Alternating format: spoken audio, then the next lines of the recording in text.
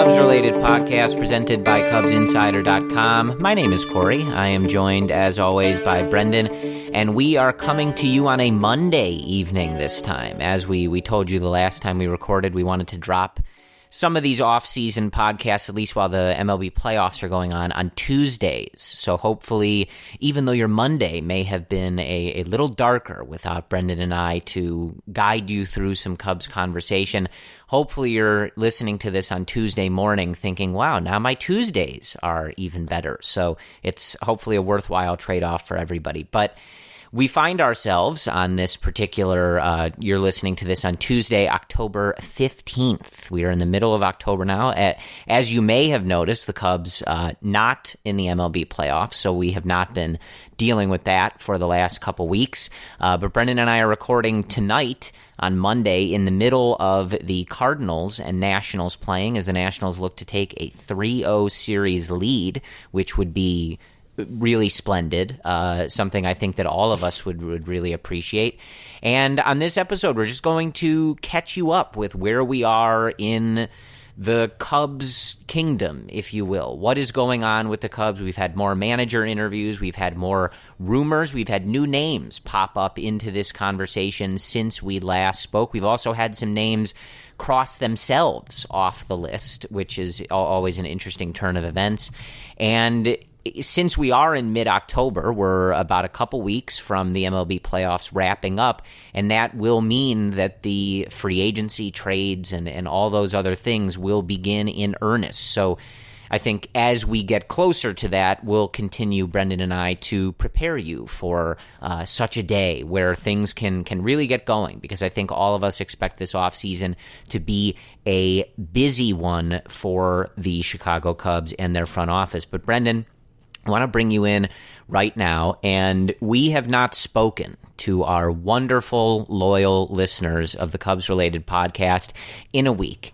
And in that week, we did not get the opportunity to even comment on the fact that the Los Angeles Dodgers were eliminated in 5 games, mainly on the bat of Howie Kendrick, a crippling, silencing grand slam at Dodger Stadium in Game 5 off of Joe Kelly after Clayton Kershaw blew a 3-1 lead. Brendan, the world wants to know your thoughts on such a matter. Well, I woke up the next morning, I went into my closet, and I thought to myself, how can I piss off as many Dodger fans as possible? So what did I do, Corey? I grabbed for the World Series championship hat from 2016. I got my authentic gray World Series championship t-shirt. Got my hoodie as well as a little frisk. Walked out the door, and of course, I had a few smug reactions, but I had to do what any Cub fan should do being in Los Angeles, Corey. And that was such a great consolation prize. Unfortunately, the Cardinals did not follow suit, but it looks like they're going to be on their way out of the playoffs anyway. But Corey, the amount of happiness, I'm like not even embarrassed to admit it. When Kershaw gave up that second home run to Soto, that was like watching a Cubs playoff win for me. I mean, the amount of emotion that was completely zapped out of Dodger Stadium. They have camera shots going right to their fans, of course, walking up the stands, leaving the stadium, about to go sit in 3 hours of traffic down that mountain into God knows where. It could not have happened to a more deserving franchise than the Los Angeles Dodgers. And you may ask, why do we hate them so much? Here's what I'll say. Go to Dodger Stadium just one time. Don't wear that much Cubs apparel because you will feel as if you are physically threatened. Just do it. And then come back to us and let me know how your experience was. Because every time, Corey, that you and I go, we always have one experience that stands out on a yearly basis. They are trash. They will always be trash. Other than the Cardinals, it could not have happened to a more deserving team. And you can get tickets to the rest of these playoffs. Maybe even watch the Cardinals lose in the NLCS through SeatGeek, because with millions of live event tickets and a price match guarantee, SeatGeek proves there's a better way. In an industry that tends to stagnate, SeatGeek decided to stand out from the crowd. They built the fastest way to find tickets so you can stop searching for the perfect seat and start enjoying it. Why is SeatGeek better than the rest? A quick look at the App Store shows over 50,000 5-star reviews. How's that for customer satisfaction? It's just clearly a better process. SeatGeek pulls together millions of tickets from all over the web. Then it rates each one of these deals on a scale of 1 to 10. Finally, SeatGeek displays them on an easy-to-use interactive seat map. SeatGeek breaks down the details on this map. Are green dots, which mean good deals, or red dots, which are overpriced deals that you should stay away from. Best of all, every purchase is fully guaranteed, so you know you can shop for tickets with absolute confidence. I have always used the SeatGeek app on my phone, desktop, mostly on my phone if I need tickets really quickly, and it's by far the fastest way that I've found to shop for tickets. I've bought football tickets, I've bought basketball tickets, I've bought baseball tickets, no matter what sport. I know I'm getting the best deal. I used SeatGeek to buy Bears tickets against the Los Angeles Rams coming up here in November. SeatGeek will even give you $10 off your first purchase. All you need to do is use our promo code. Download the SeatGeek app today and use promo code CubsRelated for $10 off your first purchase. That is promo code CubsRelated for $10 off your first purchase. Yeah, I think that for a lot of you, it may, I guess I don't know, but I'm sure it doesn't resonate as deeply as it does with Brendan and I. And I know we have some listeners and, of course, friends that are from the LA area or who frequent the LA area a lot who get it. But I guess it should just be telling, like, I don't know, between us, Brendan, we've probably covered most of the ballparks in Major League Baseball. Yeah. We've seen games at different levels, in different stadiums, different cities, in different countries, right? And we don't speak this strongly and with this level of contempt for anyone but the fans of the Los Angeles Dodgers. So it may seem petty, and it may, to some of you, if you've never been to LA or couldn't care less about the Dodgers, you're like, what is with these two and the Dodgers, right? But Brendan is right. Like, go to the game for, I've been going there since I was in high school, and going to games when I was a teenager with my mother, and people throwing food at me and my mom, my poor mom, sitting there at Dodger Stadium getting popcorn and beer thrown all over. Like, this is what you're dealing with. People will literally, Corey, when you walk by them in the concession stand, they'll bump into you. They'll pull your jersey and start laughing. Like, it's amazing that it's an experience. I mean, that's one way of putting it, but it is amazing that so many people like that exist in one stadium. Is mind-blowing. Yeah, so there is a reason that we take these opportunities to gloat. But I do want to bring that around, Brendan, actually to a real point, because you guys have heard us rail on the Dodgers enough. Like, we do it all the time. And if you're over it, I apologize. We're not going to stop, but I do apologize if you're over it.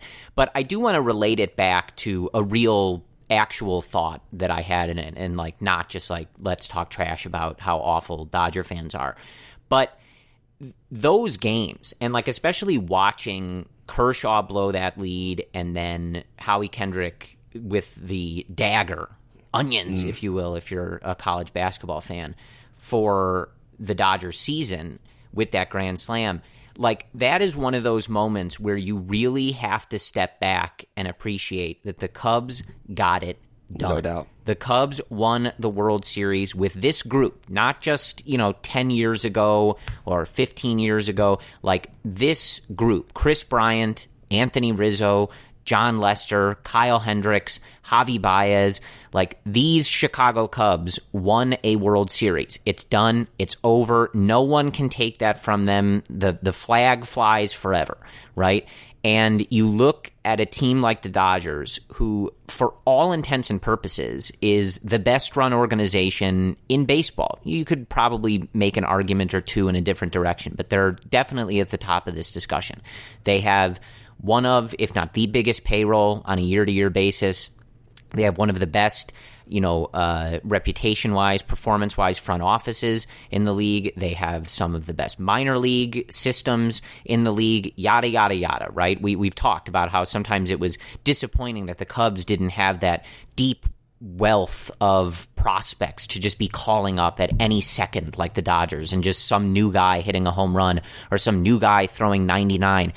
And it's all just to say that none of it matters until you get that last out in the World Series to win the World Series, because that's what they play the game for. That's the ultimate goal. And you can win your division 7 years in a row. You can win 100-plus games every year. You can win the second most wins in the league, whatever, every year.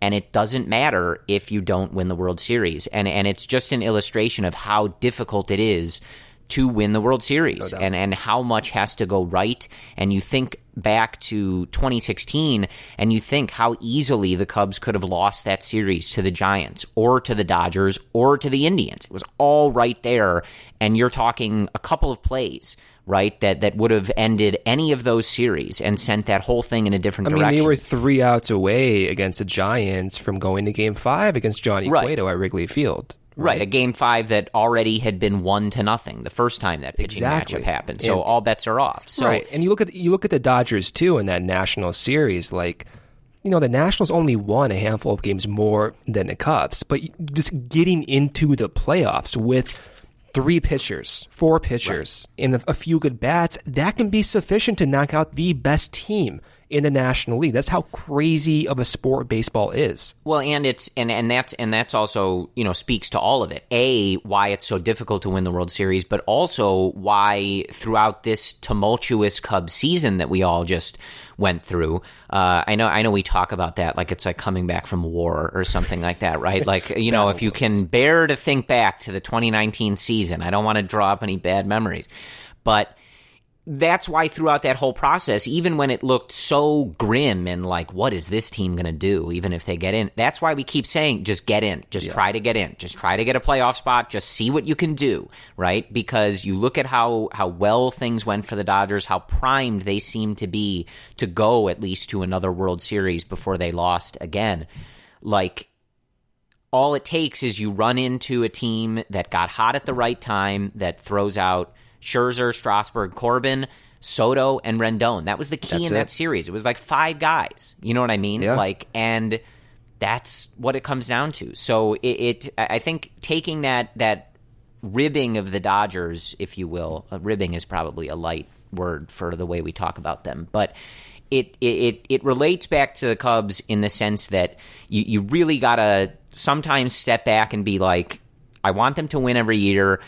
Stuff is frustrating. Stuff doesn't go the way that we want. Maybe the trajectory of this organization is not exactly where we thought it would be at this point, but they got the World Series. They got it done. They don't have to overcome that hurdle, because you look at a team like the Dodgers and you have to ask yourself, like, how many more chances can a group get? How close can you keep getting and expect to get those chances again? Somebody in that division might be competitive. And even at some point, for the Dodgers just let them too, win the division 7 straight times. Right. So you gotta just and this also isn't like a let's live in the past, right? Like 2016, as we go on in the years, is going to be further and further away. But this group got it done. It's very difficult to get it done, and I think that sometimes we have to just step back and appreciate that we're not fans of the Los Angeles Dodgers, Brendan. Yeah, and with the Dodgers too, like, it does remind you, look at the rotation. Like, Ryu's going to be a free agent, aging. Rich Hill's 40 years old, aging, going to be a free agent as well. Kershaw's getting up there in age, and with pitchers, they're hit or miss every year. Kenley Jansen is kind of fizzling out. He's not that dominant closer as he used to be. These little win windows, although they seem big in the moment, they can shrivel up at any time. And even like a team like the Nationals, right? It can go the other way. They've had this trio of pitchers for several years. Strasburg and Scherzer have anchored this rotation. Yeah, and I think that watching these playoffs too gives you a bit of a sense of, I think sometimes when the Cubs are struggling or things aren't going the way that we want them to, you tend to think that the grass is greener in other spots. And you watch the playoffs, and it's kind of a reminder that it's really not. Right? Like the Dodgers are a good example of that. You would take the Dodgers regular season 1,000 times out of 1,000, right? You win the division running away. You win 106 games. You've got all these young players coming up. I mean, what they did was the 2016 Cubs. That was exactly what would have felt like for the 2016 Cubs to lose to the Giants. You're the best team. Right, You're exactly, steamrolling everyone that year, and you lose in 5. But it's right, and it's just an example of like things look good, but that's not the be-all, end-all. You look at a team like the Braves, right? Like they're winning that division kind of comfortably a couple years in a row, and they just get bounced in the first round. So like sometimes you look around and you go like, well, why can't we be doing like that? Why can't it be as easy as what's going? And it doesn't work out for them either.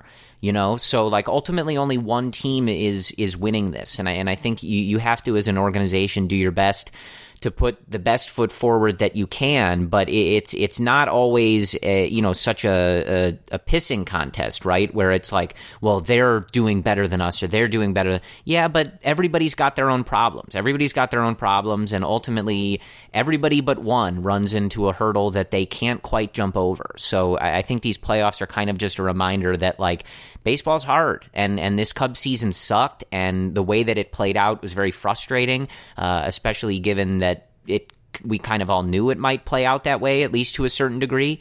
But these playoffs are kind of a reminder that even when it looks like teams are having a great time and they had this great season, like 3 games and it can all be over. Right. Like you run into a hot team and it's all over. So that's kind of the deal with baseball. But I want to transition into where we are with this manager search. Again, like as we wait for the player stuff and then the free agent market to really open up once the playoffs are over, this is what we can discuss for the moment. And what we know is that the Cubs interviewed Joe Espada from the Houston Astros with the Astros off on Monday in the middle of their series with the Yankees. The Cubs are also going to be interviewing the recently fired Gabe Kapler from the Phillies. He was also part of the Dodgers player development system in their front office a few years ago. And we did, since we last spoke, we did get the Joe Girardi interview, the David Ross interview. So this process appears to be coming together. The other things that I noted kind of in the intro that I was alluding to was that Carlos Beltran was reached out to by the Chicago Cubs, and he declined both their and I believe it was the Phillies' request. It might have been the Reds, but it was somebody else's request to interview to be their manager, seeming he's only interested in managing the Mets, which, you do you, Carlos. That's a choice, certainly, but you got to do what's best for you. And Sam Fuld, the former Cub, and kind of one of those like hot names, if you will, in the young manager search, also declining to interview with the Cubs. So that's kind of the lay of the managerial land at the moment. It certainly seems that the Cubs are intent on finding their man and moving along with this process quicker rather than taking their time, obviously doing their due diligence, but not wanting this process to drag on too long, wanting to start to cultivate that culture, that message, that system that you're going to be putting in place with a new person. So any thoughts on what we've seen in the last week, Brendan? Because like I said, we've got some names that are officially checked off. We've talked to them. They have spoken to Theo and Jed and whoever else they may be talking to. We've got some names erased from the list by their own doing, and we have completed some more of these interviews. So anything that jumps out to you from what we've learned over the last week or so? Yeah, like I know you, Corey, you wanted to see Beltran get that interview, and I get it, but I don't know. I know the reputation's there, but he clearly just wants to stay in New York. And I think you don't really know what these guys bring to the table until they start talking about it and they start talking about, their plans with teams. It's hard to get a gauge on what these guys actually want. And from what I've heard with Ross from what we've heard with Espada talking about his desire to manage eventually, what we've heard from Mark Loretta, like you have a better idea of what to expect from these guys, and we had no idea what to expect from Beltran or Fold. So I'm not going to be like torn that they're not getting those chances. Yeah, I think with Beltran it was disappointing. I said on here that I thought he was a really intriguing candidate. I think that just the stuff that I had read and the way that so many organizations and high up people had spoken about him, he just seemed like a rather intriguing choice. But obviously, look, if his heart is somewhere else and why it's with the Mets, I mean, God only knows. I mean, he lives in New York though. Like that's got to be why. Like he's still with the Yankees right now. Does that seem like a good reason? I mean, I live in Chicago. I don't want to hang out by the burning dumpster in downtown. You know what I mean? Like, so like that. I'm not sure about that, but I think if his heart is somewhere else, then that's obviously not someone you want anyway. Like, you don't want someone that is only looking for one job. You want someone that wants to be a manager, that wants to mold a group of 25 guys, that wants to be the leader in a clubhouse, not someone that is dead set on running the New York Mets, right? So I guess it wasn't a good fit, and that's fine. Sam Fold, I'm not really sure. I do think that, because I think that there was some question when you hear people declining to interview with them, going like, what's the deal? Like, they don't want to be the manager of the Cubs. And I think my first reaction to it, Beltran seems to have his own opinion on this. But I think as far as Fold is concerned, I think other than Ross, like, this is a tough job for a first-time manager, and Espada would be that way as well. Loretta would be that way as well. But obviously, Ross. You mean in terms of just like managing the media, or like this iteration? Yeah, I mean, look, like you're taking over for Joe Madden, right? So you're taking over for a guy that has a really good reputation, that did a lot of winning, and that was the first Cubs manager in 108 years to win a World Series. That is a tough seat to fill, tough shoes to fill, whatever cliche you want to use, right? So I think that obviously it's a better situation than going and managing the Orioles or some team that's going to lose 100 games, right? Because that often doesn't end well for first-year managers either. But I think with the media, with the job that you are filling and who your predecessor was, and also just the state of the organization. Like, if you're a candidate coming into this, like, I don't have a lot of room for error, right? Like, I can't come into this and have a down first year and it'd be a learning experience, right? Like that type of thing. Like we don't have time for like Addison Russell learning, quote unquote, to play second base experiences, right? We don't have time for that as a manager. We need somebody to come in and like start winning and start, maybe turning things around. So I think if I was a first year candidate and my name was getting tossed around, I was getting calls from a lot of different people, maybe I'd look to take an easier job, just something that just doesn't come with all of that. I think there's plenty of jobs that don't come with such a high level of, baggage has a negative connotation, but some of it is, right? Like it's a lot, and other jobs just simply aren't going to have that. And I think obviously David Ross, Mark Loretta, they've been in this system. They're already sort of a part of this fold. And someone like Joe Espada is coming from a Houston Astros team that is already doing a lot of that stuff. They're already operating at the highest levels.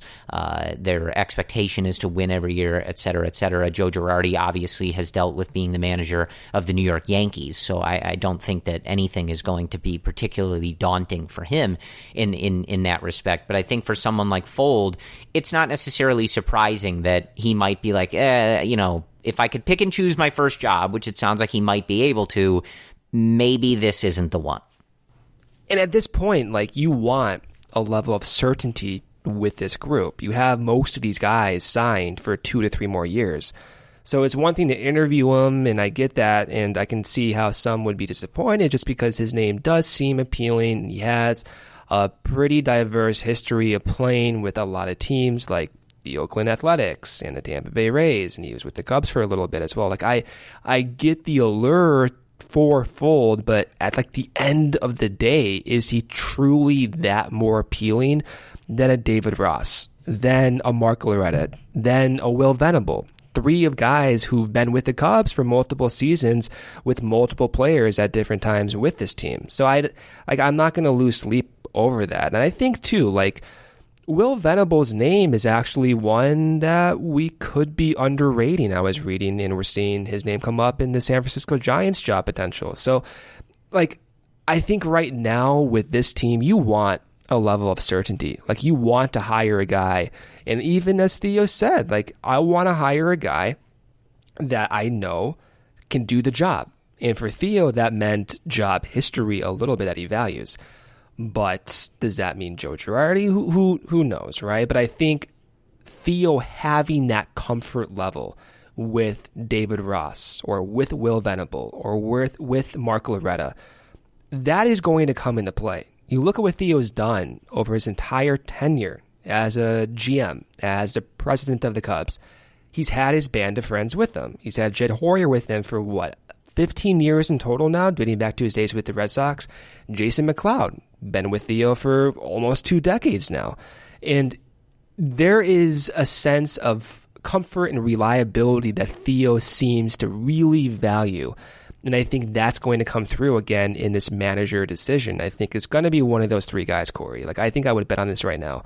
It's going to be either Loretta, Venable, or David Ross. I don't see even someone like Joe Girardi coming in and gaining the trust of Theo Epstein. It could be totally off base here, but that's just kind of the way I see it. And it's so funny too, because when you look at some of these pictures from Joe Girardi in the front office and David Ross in the front office after both they interviewed, they are so polar opposite, man. Like Joe Girardi's wearing a suit. He's got a roller backpack like a middle school teacher's carrying around, and it just looks so uptight. And then you look at David Ross, he's wearing a pullover, Theo's wearing a hoodie, Jed's wearing just a casual shirt, jeans, they're sipping on Starbucks, walking outside, dabbing up everyone. Like, it's such a tangible difference. And not to read too much into it, even though we kind of poked fun at it. But I mean, like, it's true to a degree. Like, there is a level of confidence and trust and mutual understanding that I think you don't get unless you work with someone for a long time. And David Ross has been with Theo Epstein since 2015. 5 years now, going on 5 years, working as a front office assistant. And same thing with Will Venable and Mark Loretta, multiple years now. And I do think that is going to come into play. And I understand Theo for wanting to do that. Yeah, absolutely. And look, I mean, obviously it's impossible to read into these things, but I know you had fun with it at CubsInsider.com. But it is funny looking at the photos. I think it was Gordon Wittenmeyer of the Sun-Times who had kind of staked out these photos of these guys, Ross and Girardi particular, coming out of those meetings. It was funny because I like the word juxtaposition is like the first thing that jumps to mind. I mean, it really was a completely different vibe just in the pictures. And like, I don't know at what, they talked to Girardi for 8 hours, right? So after the end of an 8-hour day, they may all be tired. I don't know where they were. 8 hours during an interview, dude?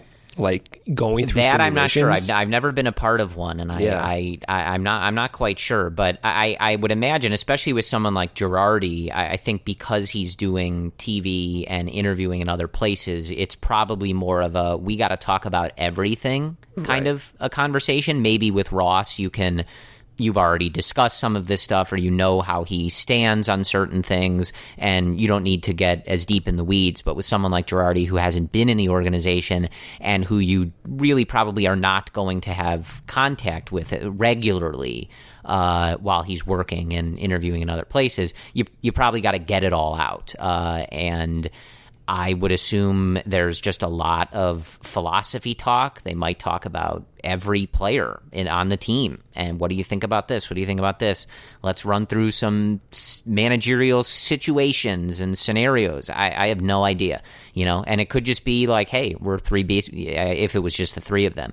But we're three baseball guys. Let's just chat. Let's just see where it goes. Like, let's just talk about baseball, and we'll see what we think of everybody in the conversation. But it was funny looking at those pictures because, like you said, like, it was suits, ties, stoic faces when they came out with Girardi, and loose, biz cash, coffee, laughing. Ross is like, gawking for the camera and stuff like that.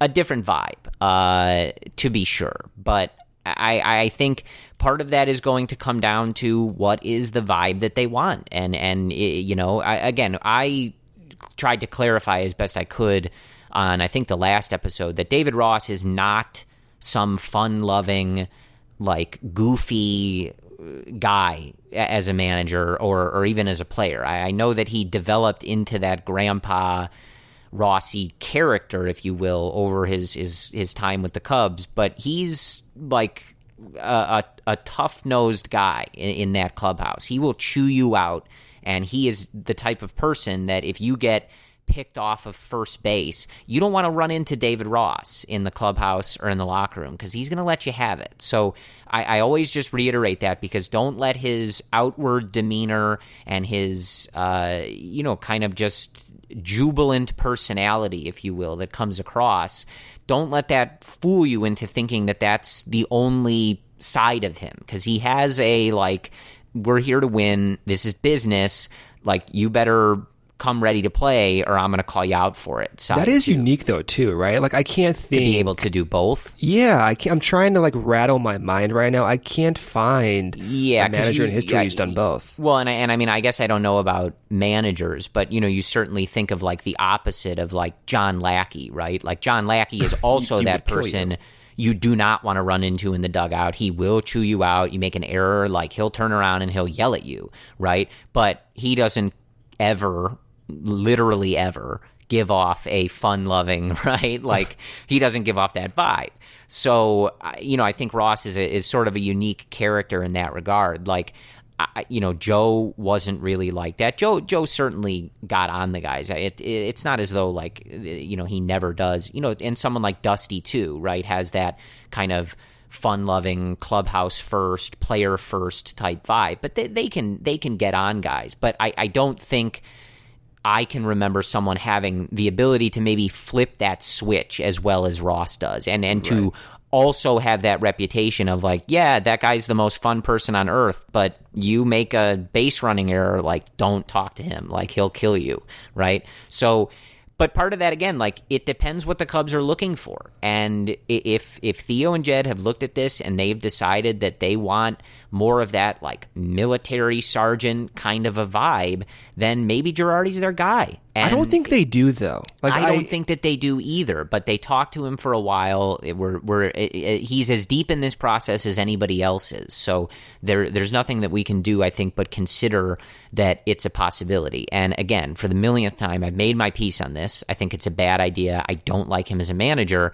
But if they talked with him for 8 hours, they've talked to all these other guys, especially someone like Espada now, who's coming from an organization that you may be trying to model yourself after all this time, right? And what the Astros are able to do.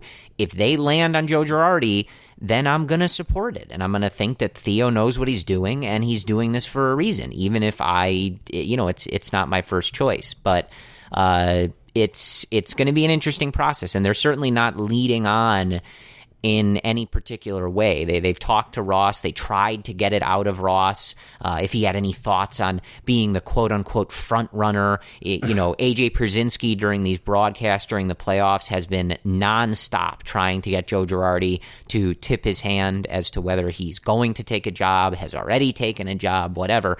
And everybody's being pretty tight-lipped about it. So I think other than the stuff that we heard really from Theo in that press conference, which you can kind of read into at your own peril, I don't think we know a lot here. I think we're going to kind of have to wait and see. I think we're probably just going to get told that they've picked somebody. I don't know that we're going to have much of an idea to figure this out, right?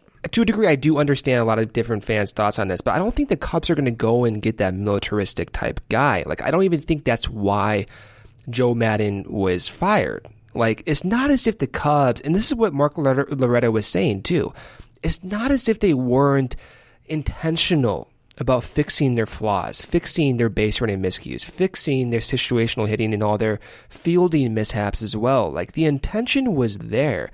It's just a process that led to those lack of results was the problem. And so I don't think, like, hey, now we need to get rid of this loose, fun-loving clubhouse and go to a more strict version. No, I don't think it's like that. I just think it's more of a shift in, team, I guess, culture, but more how you prepare for your games, prepare and get different perspectives in there. That's what I think it is. I still think by next year, we're going to see the same type of fun loving culture. I do think that. And that's why a David Ross does sound so appealing, because you've seen Ross on his scooter go around and be posted on Chris Bryant and Anthony Rizzo's Instagram. He still understands the value of having that culture, but at the same time, Ross will probably chew you out, and that is good for accountability. But I think Ross understands dynamics beyond just being able to chew you out. I mean, Ross has worked with so many guys, Corey, even dating back to his days with the Dodgers when he debuted, right? He's worked with so many guys of different backgrounds, worked with guys of different languages, quite literally, even with the Red Sox, and he's able to communicate effectively exactly what he wants and have success no matter what team he's on. So I'm talking myself into Ross right now, but I just want to make a point of emphasis, I think, that it's not like the Cubs need this strict and complete polar opposite version of what Joe Maddon was. No, that was never the issue. It's you want to take what Joe Maddon did well, kind of keep that, but then add into it and mix things from different managers that are going to really make this entire process work. And if that's what's going to be from Mark Loretta or Will Venable or David Ross, I'm fine with whoever it is. But I think right now, just the hunch that we're getting and the other candidates that are now coming up, I don't see anyone else outweighing Ross, Loretta, and Venable. I just don't see it. Even looking at Gabe Kapler, he's had his issues with clubhouse culture as well, with some of his allegations of not handling sexual conduct or sexual allegations correctly. You don't want someone who has already a history of not being able to communicate effectively. And I just don't think that's going to necessarily beat out what Theo knows he has in 3 guys already. Yeah, I agree. And, like you said, so I also had the opportunity to work with Gabe when I was an intern with the Dodgers.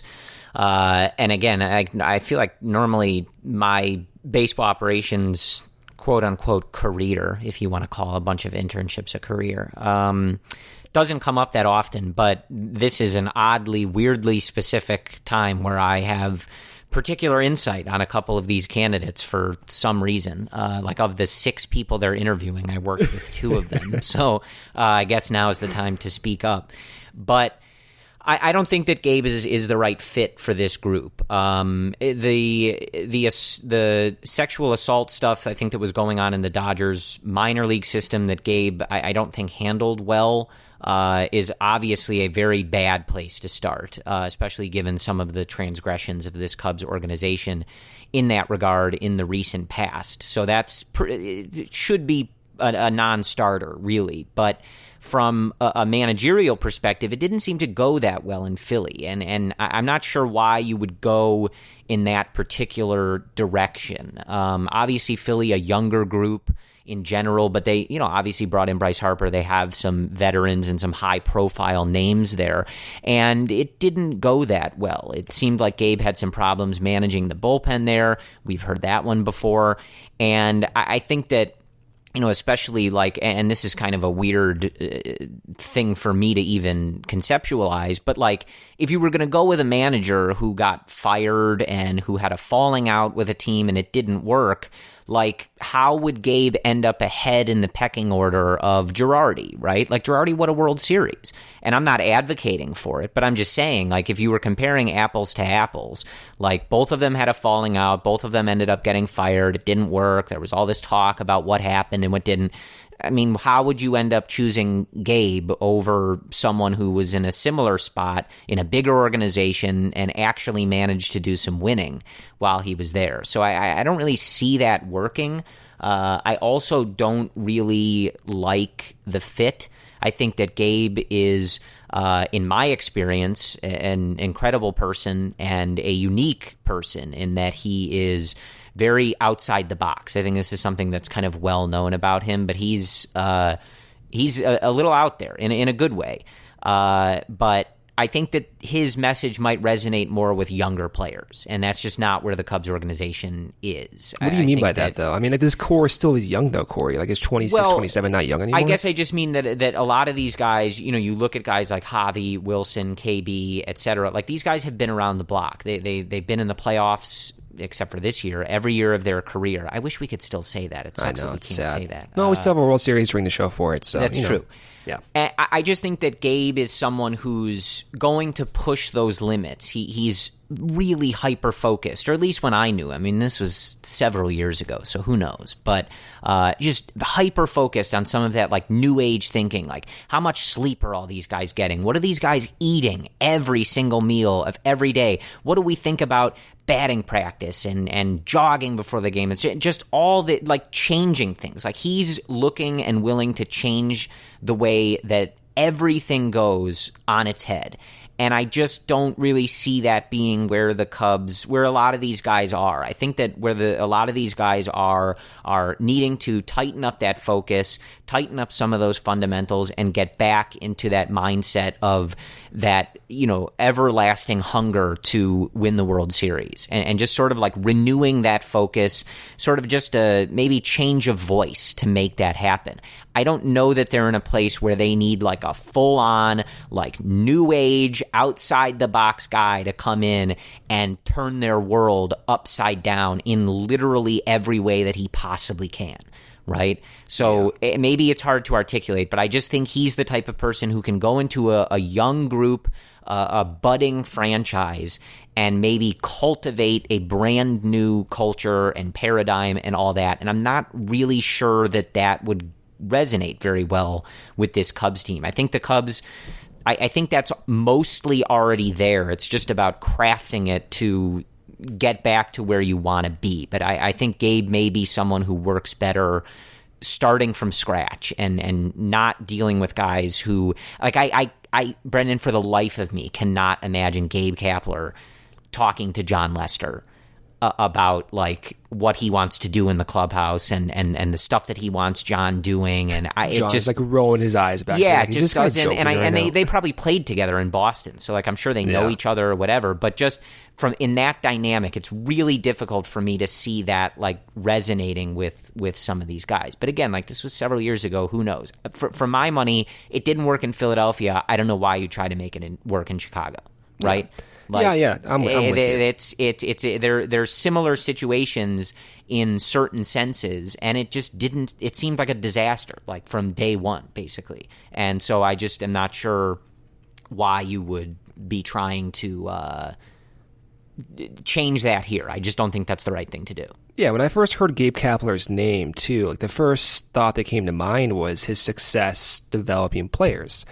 And even talking with you offline here, I'm like, yeah, like, I think it might be, an interesting idea. I'm not sold on it. But then, like, you quickly shut me down. It's like, well, then hire him to be a director of player development then. And I think I'm with you. I don't think Kapler is going to be seriously considered to the likes of David Ross and the other guys we've mentioned.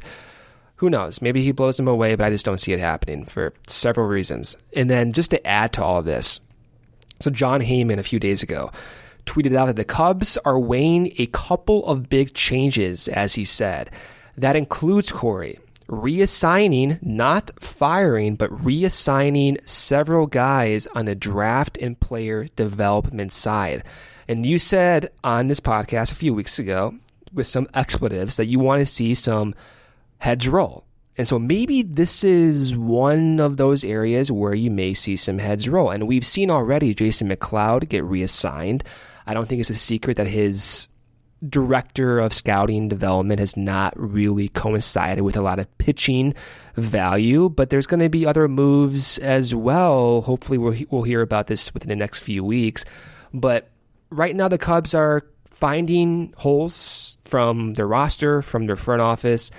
And although it seems ambiguous right now, and I don't think you and I can even, like, understand and grasp what they're exactly doing, at least, like, the intention is there, and they're making tangible moves, tangible examples of trying to fix this issue, and that has been not being able to develop pitchers, and more recently not being able to develop hitters, that are beyond first round picks. They had David Bodie.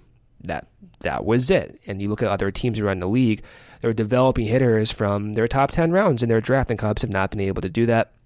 They've been operating at a net loss of $100 million from not developing players over the last 7 seasons beyond their first round draft picks. So, Corey, I mean, like, you're seeing some changes at least, and I think that has to give you at least a little bit of encouragement.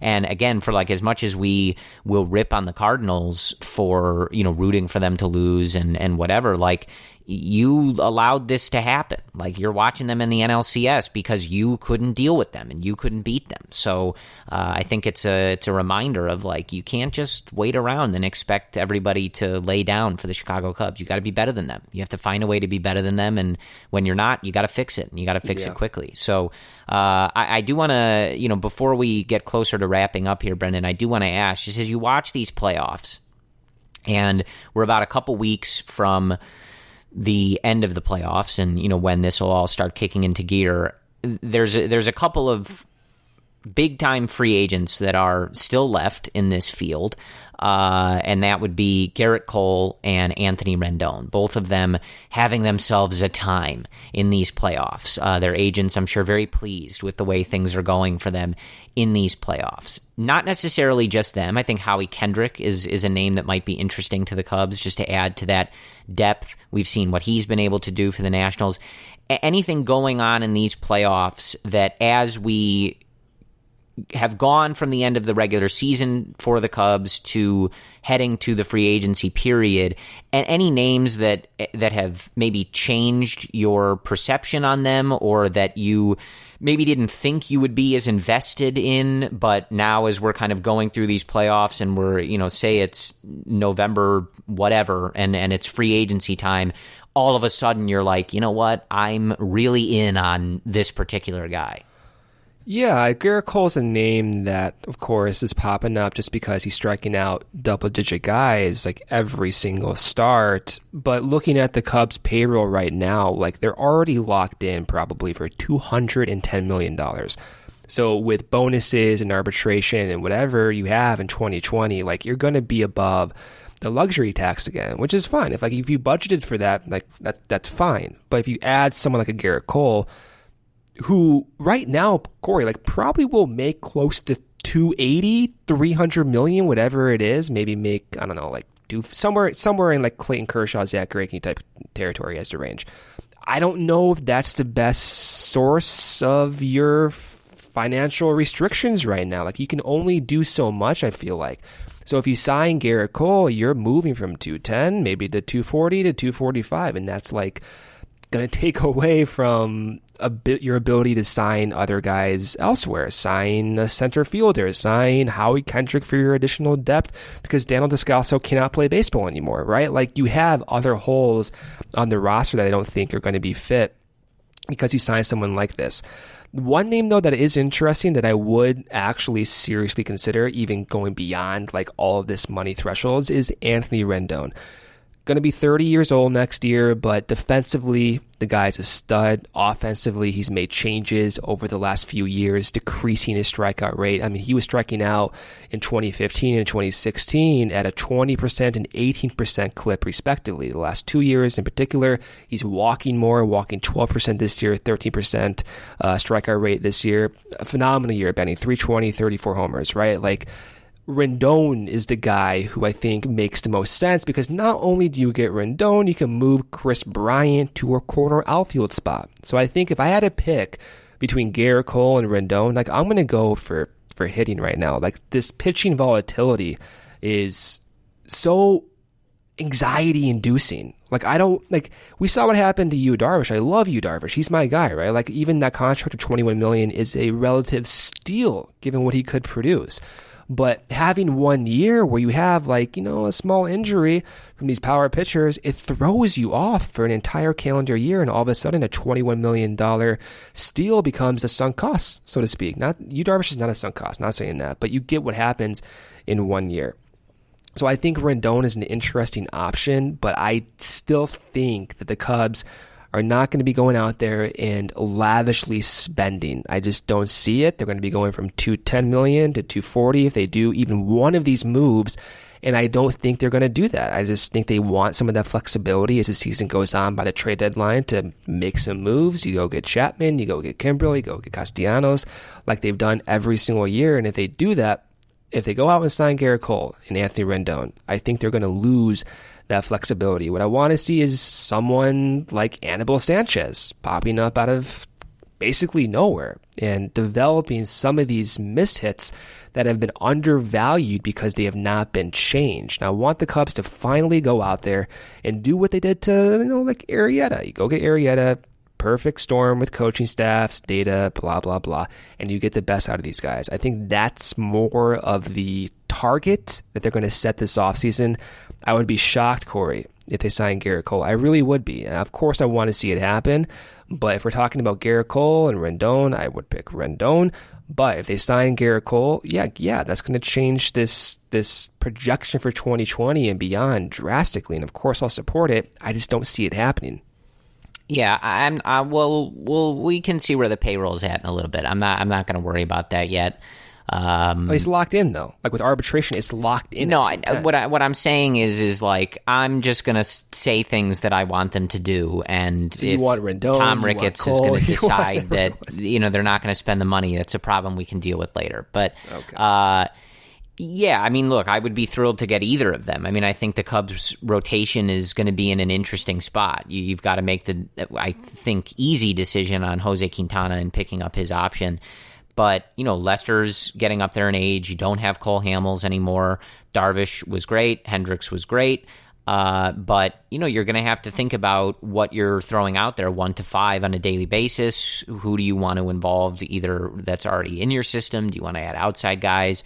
But I think Rendon is the most intriguing for me. And where you would play him, how you would make it work, where you would play Chris Bryant, all these questions, right? Like, I almost just don't even care because you watch him play and he is such an incredible baseball player. And you watch how many of these rallies for the Nationals in these playoffs have started with 2 outs and Anthony Rendon at the plate, and so many times with 2 strikes.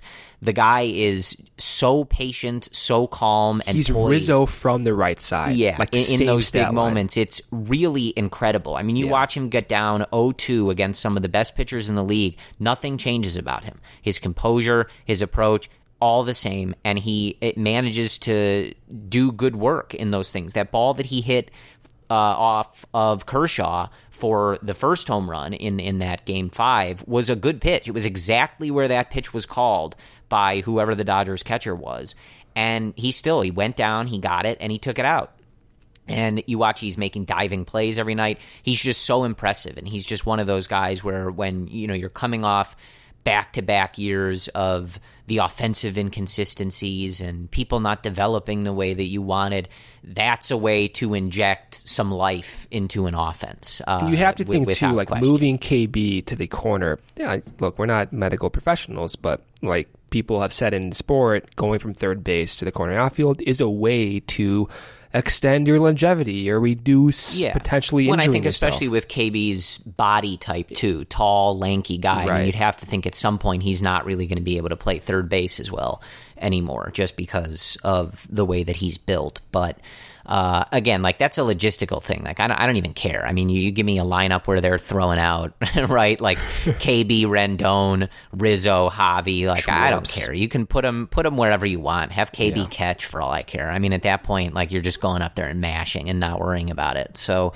Chris it's Bryant, interesting. And I mean, look, like Garrett Cole's been out of control in these playoffs. I mean, you're watching him and what he's been able to do. I'm with you. I mean, I think, signing high-end pitching is always a risk that the Cubs have taken and, paid for over the last few years here. So it's something you have to consider. But again, like the Cubs rotation is in an interesting spot and perhaps not one that inspires a lot of confidence just in general. So I think you're able to add someone like that and you really change the way that looks, obviously. And you're really hopeful that what he's been able to do in Houston and the changes that he's been able to make and elevate his game since coming over from Pittsburgh, he's able to keep that going, especially if he were to be paired up with a certain coach that he's working with right now, if you were to hire him to be the manager. Wink, wink, so, yeah. It's all just to say, look, we'll get into the budget stuff. I'm sure we're going to have another season of another off season of trying to figure out where the real budget is and how much money they actually have, and the Ricketts not wanting to spend every cent of their vast fortune.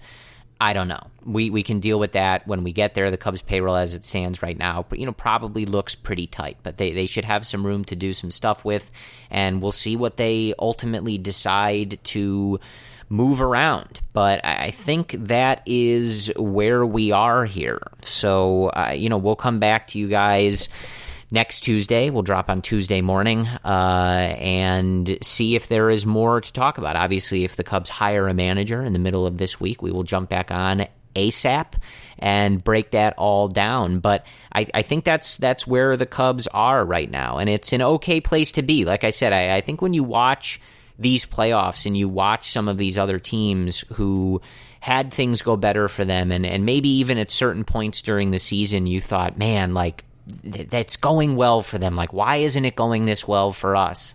When you see them kind of unceremoniously get knocked out of the playoffs, it kind of brings you back down to earth and just reminds you that only one of these teams is going to have the last laugh over everybody else. And certainly missing the playoffs is not the same as losing in the first round or losing in the World Series. You always want to get to the dance and have an opportunity to win, but it is a reminder that everybody except for one ends up right back at square one. So, to maybe take this opportunity to breathe, trust in Theo. If you have lost any of that trust, get it back, right? And know that they're determined to not letting that happen again, and we can go along the ride with them. But Brendan, I don't know if you have any parting words of wisdom, if especially for this period while the MLB playoffs are going on. We may not talk to everybody twice a week, so anything that you really want to make sure you get out there. Yeah, I'm hoping for a sweep here. So hopefully next time you and I come on here on Tuesday, the Cardinals will have been long gone in our distant memories. Right now, it's 7-0, Corey. I've been watching this game in the background here. Strasburg throwing a gem, getting lots of Yadier Molina, sad looks in the dugout. So I'm loving that. So my parting words are, if this is indeed the way the Cardinals go out, savor it. Genuinely savor it. Savor every strikeout. Tommy Edman, goodbye.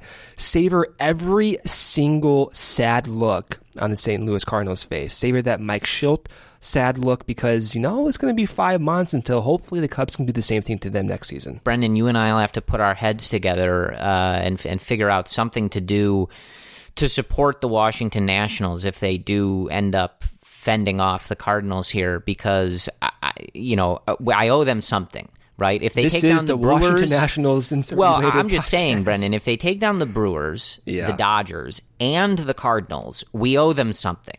Whether it's getting a shirt, a charity donation, I don't know, but something, right? Yeah. Because they're just doing the Lord's work at that point for you and I specifically, and most Cub fans. So would have to be considered.